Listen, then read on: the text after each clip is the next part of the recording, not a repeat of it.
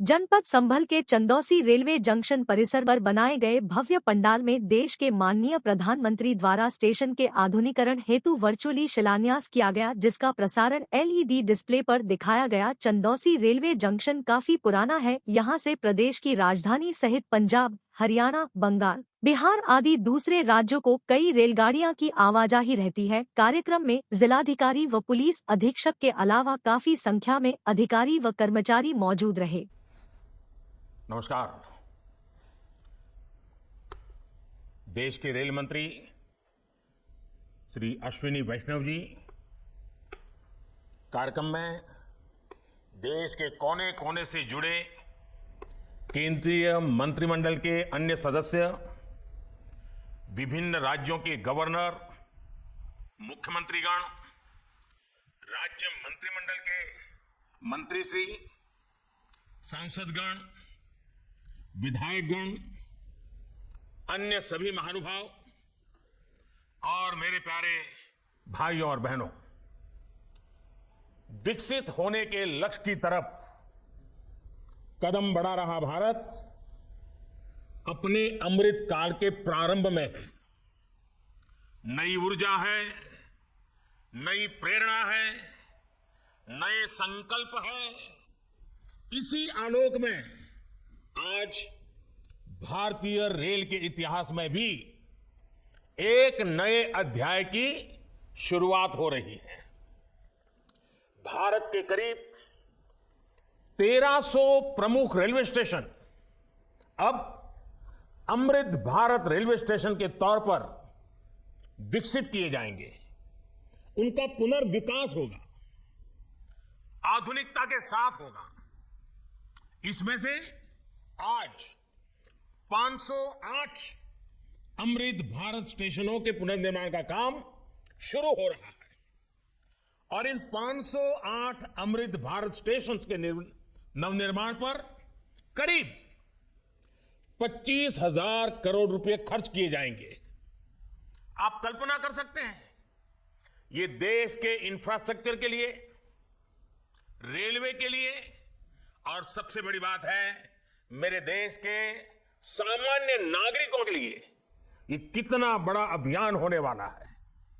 इसका लाभ देश के लगभग सभी राज्यों को मिलेगा। जैसे यूपी में इसके लिए करीब 4,500 करोड़ रुपए के खर्च से 55 अमृत स्टेशन को विकसित किया जाएगा। राजस्थान के भी 55 railway station Amrit Bharat station बनेंगे। एमपी में 1,000 करोड़ रुपए के खर्च से 34 स्टेशन का कायाकल्प होने वाला है। महाराष्ट्र में 44 स्टेशन के विकास के लिए 1,500 करोड़ रुपए से ज्यादा खर्च होंगे। तमिलनाडु, कर्नाटका और केरला के भी प्रमुख स्टेशंस को अमृत भारत स्टेशन के रूप में विकसित किया जाएगा। मैं अमृत काल के प्रारंभ में इस ऐतिहासिक अभियान के लिए रेल मंत्रालय की सराहना करता हूं और सभी देशवासियों को बधाई देता हूं। साथियों, आज पूरी दुनिया की दृष्टि भारत पर है। वैश्विक स्तर पर भारत की साख बढ़ी है। भारत को लेकर दुनिया का रवैया बदला है और इसकी दो प्रमुख बातें हैं, दो मुख्य वजह हैं। पहली, आप देशवासी, भारत के लोगों ने करीब करीब 3 दशक बाद, 30 साल बाद देश में पूर्ण बहुमत की सरकार बनाई। वो पहली वजह। और दूसरी वजह है पूर्ण बहुमत की सरकार उसी स्पष्टता के साथ जनता जनार्दन की उनकी भावना का आदर करते हुए बड़े बड़े निर्णय लिए, चुनौतियों के स्थायी समाधान के लिए अविरत काम किया। आज भारतीय रेलवे भी इसका प्रतीक बन चुकी है।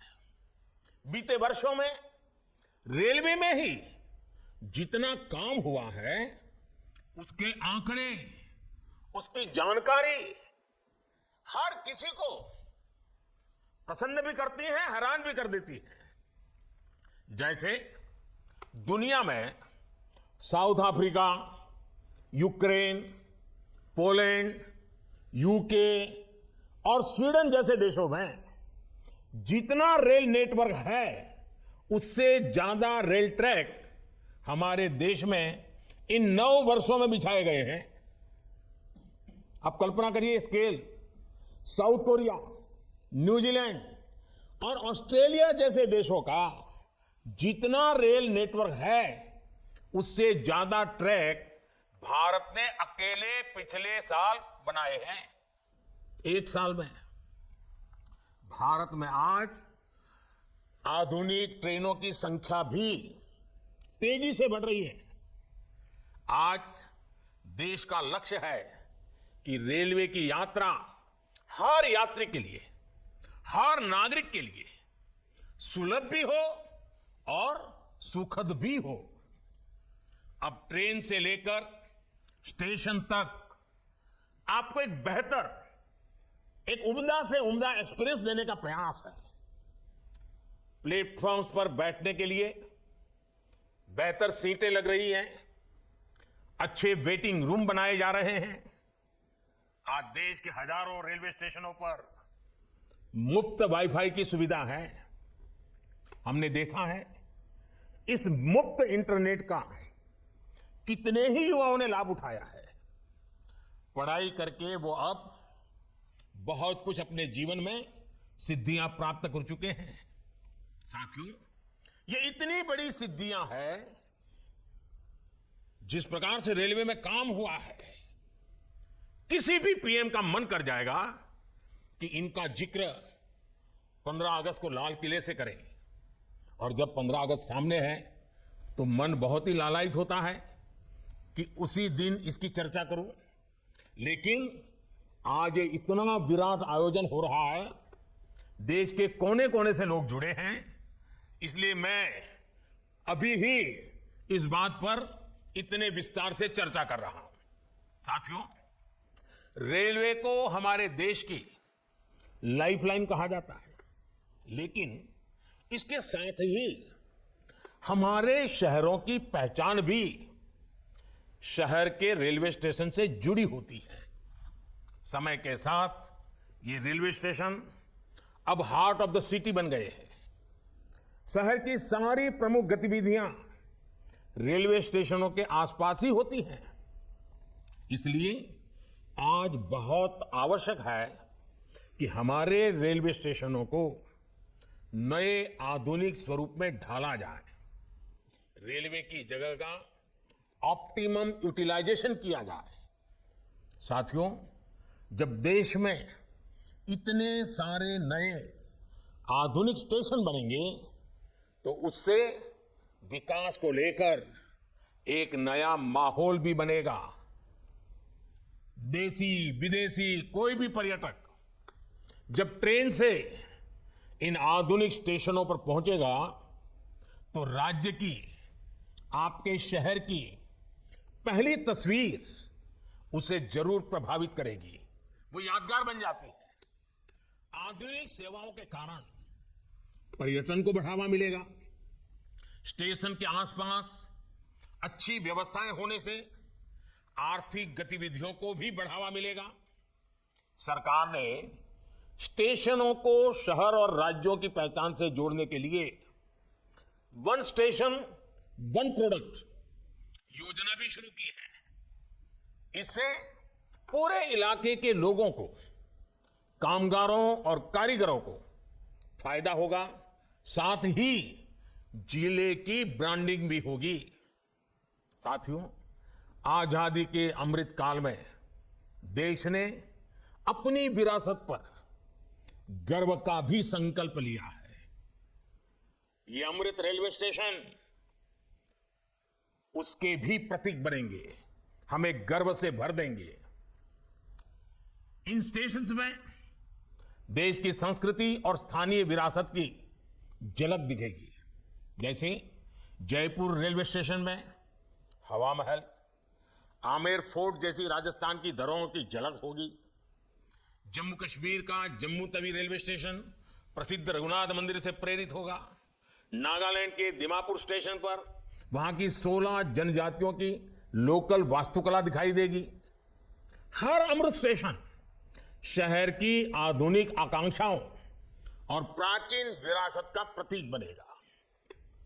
देश के विभिन्न ऐतिहासिक स्थलों और तीर्थ स्थानों को जोड़ने के लिए इन दिनों देश में एक भारत गौरव यात्रा ट्रेन, भारत गौरव टूरिस्ट ट्रेन भी चल रही है।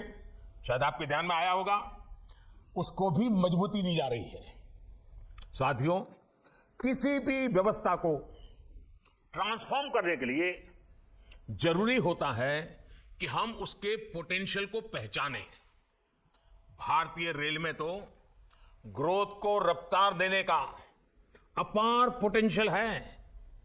इसी सोच के साथ बीते 9 वर्षों में हमने रेलवे में रिकॉर्ड इन्वेस्टमेंट किया है। इस साल के रेलवे को 2.5 लाख करोड़ रुपए से ज्यादा का बजट दिया गया है। ये बजट 2014 की तुलना में 5 गुना ज्यादा है। आज एक होलिस्टिक सोच के साथ रेलवे के समग्र विकास के लिए काम हो रहा है। इन 9 वर्षों में लोकोमोटिव्स उत्पादन में भी 9 गुना की वृद्धि हुई है। आज देश में पहले की अपेक्षा 13 गुना ज्यादा HLB कोच बन रहे हैं। साथियों, नॉर्थ ईस्ट में रेलवे के विस्तार को भी हमारी सरकार ने प्राथमिकता दी है। रेलवे लाइनों का दोहरीकरण हो, गेज परिवर्तन हो, इलेक्ट्रिफिकेशन हो, नए रूट्स का निर्माण हो, इस पर तेजी से काम किया जा रहा है। जल्द ही पूर्वोत्तर के सभी राज्यों की राजधानियां रेलवे नेटवर्क से जुड़ जाएगी। नागालैंड में 100 साल बाद दूसरा रेलवे स्टेशन बना है। नॉर्थ ईस्ट में नई रेल लाइनों की कमीशनिंग भी पहले के मुकाबले 3 गुना ज्यादा हो रही है। साथियों, पिछले 9 वर्षों में 2200 किलोमीटर डेडिकेटेड फ्रेट कॉरिडोर भी बनाए गए हैं। इसकी वजह से माल गाड़ियों के ट्रेवल टाइम में काफी कमी आई है। दिल्ली NCR से वेस्टर्न कोस्ट तक, चाहे गुजरात के समुद्री तट हो या महाराष्ट्र का समुद्री तट हो, पहले से जो सामान ट्रेन से पहुंचाने में एवरेज औसतन 72 घंटे लगते थे, आज वही लगेज, वही सामान, वही गुड 24 घंटे में पहुंच जाता है। ऐसे ही दूसरे रूट्स पर भी टाइम में 40% की कमी आई है।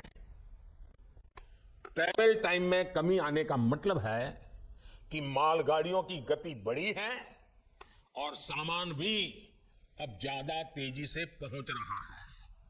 इसका बड़ा लाभ हमारे उद्यमियों, कारोबारियों और खास करके हमारे किसान भाई बहनों को हो रहा है। हमारी फल सब्जियां अब ज्यादा तेजी से देश के एक कोने से दूसरे कोने तक जा रही है। जब देश में इस तरह का ट्रांसपोर्टेशन तेज होगा तो उतनी ही तेजी से भारत के जो उत्पाद है, हमारे छोटे मोटे कारीगर, हमारे लघु उद्योग जो कुछ भी उत्पादन करते हैं, वो सामान विश्व बाजार में भी तेजी से पहुंचेगा। साथियों, आप सभी ने देखा है कि पहले रेलवे ओवरब्रिज का कम होने के कारण कितनी दिक्कतें आती थी। 2014 से पहले देश में 6000 से भी कम रेलवे ओवरब्रिज और अंडरब्रिज थे। आज ओवरब्रिज और अंडरब्रिज की यह संख्या 10,000 से ज्यादा हो गई है। देश में बड़ी लाइन पर मानव रहित क्रॉसिंग की संख्या भी 0 हो चुकी है। रेलवे और रेलवे प्लेटफॉर्म पर यात्री सुविधाओं के निर्माण में आज बुजुर्गों की, दिव्यांगजनों की, जरूरतों का विशेष ध्यान रखा जा रहा है। साथियों, हमारा जोर भारतीय रेलवे को आधुनिक बनाने के साथ ही पर्यावरण फ्रेंडली बनाने पर भी है। बहुत जल्द भारत के 100% रेल ट्रैक्स इलेक्ट्रिफाइड होने जा रहे हैं, यानी कुछ ही वर्षों में भारत की सारी ट्रेनें सिर्फ बिजली से चला करेगी। इससे पर्यावरण की कितनी बड़ी मदद होगी, आप अंदाजा लगा सकते हैं। 9 वर्षों में सोलर पैनल से बिजली बनाने वाले रेलवे स्टेशनों की संख्या भी 1200 से ज्यादा हो गई है। लक्ष्य यही है कि आने वाले समय में सभी स्टेशन ग्रीन एनर्जी बनाएं। हमारी ट्रेनों के करीब करीब 70,000 डिब्बे, 70,000 कोचेज में एलईडी लाइट्स लगाई जा चुकी है। ट्रेनों में बायो टॉयलेट्स की संख्या भी 2014 के मुकाबले अब 28 गुना ज्यादा हो गई है। ये जितने अमृत स्टेशन बनेंगे, ये भी ग्रीन बिल्डिंग्स के मानकों को पूरा करेंगे। 2030 तक भारत एक ऐसा देश होगा जिसकी रेलवे नेट जीरो एमिशन पर चलेगी। साथियों, रेल ने दशकों से हमें अपनों से मिलने का बहुत बड़ा अभियान चलाया है, काम किया है। एक प्रकार से देश को जोड़ने का भी काम किया है। अब ये हमारी जिम्मेदारी है कि हम रेल को एक बेहतर पहचान और आधुनिक भविष्य से जोड़ें और रेल की रक्षा, व्यवस्थाओं की रक्षा, सुविधाओं की रक्षा, स्वच्छता की रक्षा, एक नागरिक के नाते उस कर्तव्य को हमें निभाना। अमृतकाल कर्तव्य काल भी है। लेकिन साथियों, कुछ बातें जब हम देखते हैं तो मन को पीड़ा भी होती है। दुर्भाग्य से हमारे देश में विपक्ष का एक धड़ा आज भी पुराने ढर्रे पर चल रहा है। वो आज भी खुद तो कुछ करेंगे नहीं और किसी को करने भी न देंगे, न काम करेंगे न करने देंगे। ये रवैये पर अड़े हुए हैं। देश ने आज की और भविष्य की जरूरतों की चिंता करते हुए संसद की आधुनिक इमारत बनवाई। संसद देश के लोकतंत्र की प्रतीक होती है। उसमें पक्ष विपक्ष सबका प्रतिनिधित्व होता है। लेकिन विपक्ष के इस धड़े ने संसद की नई इमारत का भी विरोध किया। हमने कर्तव्य पथ का विकास किया तो उसका भी विरोध किया गया। इन लोगों ने 70 साल तक देश के वीर शहीदों के लिए वॉर मेमोरियल तक नहीं बनाया। जब हमने नेशनल वॉर मेमोरियल बनाया, उसका निर्माण किया, तो इसकी भी सरेआम आलोचना करते उनको शर्म नहीं आई। सरदार वल्लभ भाई पटेल का स्टैच्यू ऑफ यूनिटी आज दुनिया की सबसे बड़ी मूर्ति है। हर हिंदुस्तानी को गर्व होता है।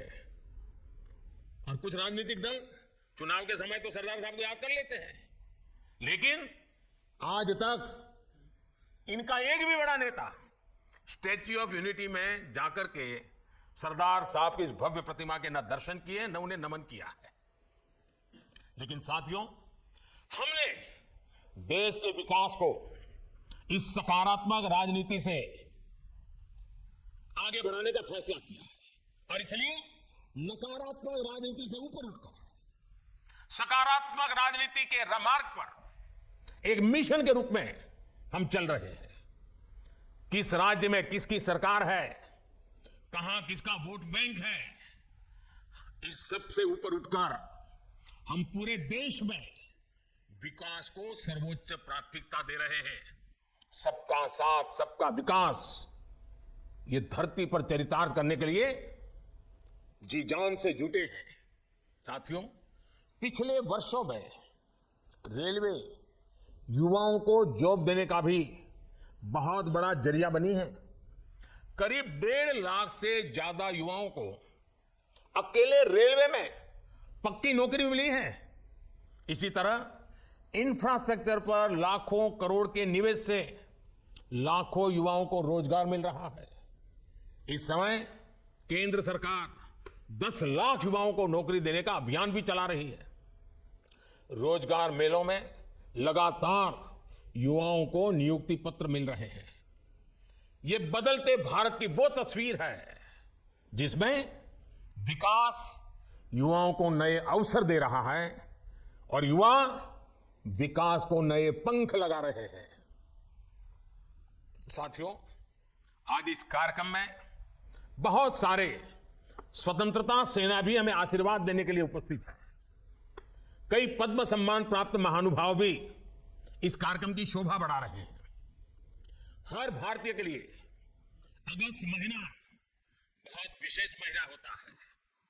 ये महीना क्रांति का महीना है, कृतज्ञता का महीना है, कर्तव्य भावना का माह है। अगस्त में कितने ही ऐतिहासिक दिवस आते हैं जिन्होंने भारत के इतिहास को नई दिशा दी और आज भी हमें प्रेरित करते हैं। कल 7 अगस्त को पूरा देश स्वदेशी आंदोलन को समर्पित नेशनल हैंडलूम डे मनाएगा। 7 अगस्त की ये तारीख हर भारतीय के लिए वोकल फॉर लोकल होने के संकल्प को दोहराने का दिन है। कुछ ही दिनों बाद गणेश चतुर्थी का पवित्र पर्व भी आने वाला है। हमें अभी से इको फ्रेंडली गणेश चतुर्थी की तरफ जाना है। हम कोशिश करें कि गणपति बप्पा की प्रतिमाएं इको फ्रेंडली मटेरियल्स की बनी हो। ये वर्ष हमारे स्थानीय कारीगरों, हमारे हस्तशिल्पियों और हमारे छोटे उद्यमियों के बनाए उत्पादों को खरीदने की प्रेरणा देता है। साथियों, 7 तारीख के एक दिन बाद 9 अगस्त आ रही है। 9 अगस्त वो तारीख है जब ऐतिहासिक फिट इंडिया मूवमेंट की शुरुआत हुई थी। महात्मा गांधी ने मंत्र दिया था और क्विट इंडिया मूवमेंट ने स्वतंत्रता की तरफ भारत के कदमों में नई ऊर्जा पैदा कर दी थी। इसी से प्रेरित होकर आज पूरा देश हर बुराई के लिए कह रहा है क्विट इंडिया। चारों तरफ एक ही गुंज है, करप्शन क्विट इंडिया, यानी भ्रष्टाचार इंडिया छोड़ो, डायनेस्टी क्विट इंडिया यानी परिवारवाद इंडिया छोड़ो, अपीजमेंट क्विट इंडिया यानी तुष्टीकरण इंडिया छोड़ो। साथियों, उसके बाद 15 अगस्त की पूर्व संध्या 14 अगस्त का विभाजन विभीषिका स्मरण दिवस, जब मां भारती के 2 टुकड़े हो गए थे। एक ऐसा दिन है जो हर भारतीय की आंखों को नम कर देता है। यह उन अनगिनत लोगों को याद करने का दिन है जिन्होंने भारत के बंटवारे की बड़ी कीमत चुकाई। ये उन परिवारों के प्रति एकजुटता को दिखाने का जिन्होंने अपना सब कुछ खो दिया और फिर भी साहस के साथ मां भारती के लिए अपनी श्रद्धा को लेते हुए जीवन को पटरी पर लेने के लिए जूझते रहे। आज ये अपने परिवार, अपने देश के हित में, देश के विकास में महत्वपूर्ण योगदान दे रहे हैं। और साथियों, 14 अगस्त विभाजन विभीषिका दिवस, मां भारती के टुकड़ों का वो दिन हमें भविष्य में मां भारती को एक रखने की जिम्मेवारी भी देता है। अब इस देश को किसी भी तरह से कोई नुकसान न हो पाए, ये संकल्प करने का समय भी ये विभाजन विभीषिका दिवस 14 अगस्त है। साथियों, देश का हर बच्चा, बुजुर्ग सबको 15 अगस्त का इंतजार करता है। और हमारा 15 अगस्त, हमारा स्वतंत्रता दिवस, हमारे तिरंगे और हमारे राष्ट्र की प्रगति के प्रति हमारी प्रतिबद्धता को दोहराने का समय है। पिछले साल की तरह ही इस बार भी हमें हर घर तिरंगा फहराना है। हर घर तिरंगा, हर दिल तिरंगा, हर मन तिरंगा, हर मकसद तिरंगा, हर सपना तिरंगा, हर संकल्प तिरंगा। मैं देख रहा हूं कि अनेक साथी आजकल सोशल मीडिया पर अपनी तिरंगे वाली डीपी अपडेट कर रहे हैं। हर घर तिरंगा के उद्घोष के साथ फ्लैग मार्च भी निकाल रहे हैं। मैं आज सभी देशवासियों से, विशेष रूप से युवाओं को, हर घर तिरंगे इस आंदोलन से जुड़ने का और इसका प्रचार प्रसार करने का भी आग्रह करता हूं। साथियों, लंबे समय तक हमारे देश के लोग यही सोचते थे कि वो जो टैक्स चुका रहे हैं उसका कोई मतलब नहीं है। उन्हें लगता था कि उनकी मेहनत से कमाए हुए पैसों को भ्रष्टाचार में उड़ा दिया जाएगा। लेकिन हमारी सरकार ने इस धारणा को बदल दिया। आज लोगों को महसूस होता है कि उनके पैसे का पाई पाई का उपयोग राष्ट्र के निर्माण में हो रहा है। सुविधाएं बढ़ रही हैं, ईज ऑफ लिविंग बढ़ रही है। जो मुसीबतें आपको झेलनी पड़ी वो आपके बच्चों को झेलनी न पड़े, उसके लिए दिन रात काम हो रहा है। इसका परिणाम यह है कि टैक्स भरने वाले लोगों की विकास के प्रति एक विश्वास बढ़ा है और उसके कारण टैक्स देने वालों की संख्या भी बढ़ रही है।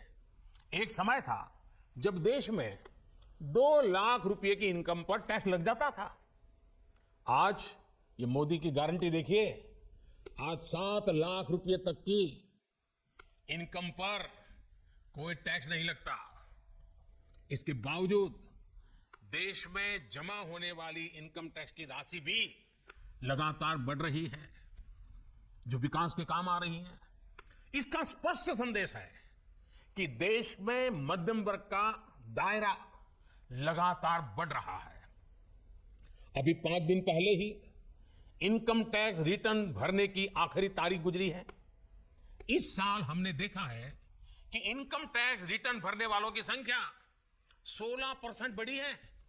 यह दिखाता है कि लोगों का देश की सरकार पर, देश में हो रहे नवनिर्माण पर और विकास की कितनी जरूरत है, इस बात पर भरोसा कितना बढ़ रहा है। लोग आज देख रहे हैं कि देश में किस तरह रेलवे का कायाकल्प हो रहा है, मेट्रो का विस्तार हो रहा है। लोग आज देख रहे हैं कि देश में किस तरह एक के बाद एक नए एक्सप्रेसवे बनाए जा रहे हैं। लोग आज देख रहे हैं कि देश में किस तरह तेजी से नए नए एयरपोर्ट बनाए जा रहे हैं, नए नए अस्पताल बनाए जा रहे हैं, नए नए स्कूल बनाए जा रहे हैं। जब लोग इस तरह का बदलाव देखते हैं तो ये एहसास और मजबूत होता है कि उनके पैसे से नए भारत का निर्माण हो रहा है। आपके बच्चों के उज्जवल भविष्य की गारंटी इन सब कामों में गारंटी है। हमें इस विश्वास को दिनों दिन और मजबूत करना है। और भाई बहनों, ये जो 508 रेलवे स्टेशनों का आधुनिकीकरण हुआ है ना, ये भी उसी दिशा में उठाया गया कदम है। मैं आपको विश्वास दिलाता हूं, अमृत भारत स्टेशंस भारतीय रेल के इस कायाकल्प को एक नई ऊंचाई देंगे। आओ, इस क्रांति के महीने में हम सभी हिंदुस्तानी नए संकल्पों के साथ 2047 में, जब देश आजादी के 100 साल मनाएगा, भारत को विकसित बनाने के लिए एक नागरिक के नाते मेरी जो भी जिम्मेवारी है उसको अवश्य पूर्ण करूंगा। इस संकल्प के साथ आप सबका बहुत बहुत धन्यवाद, बहुत बहुत शुभकामनाएं।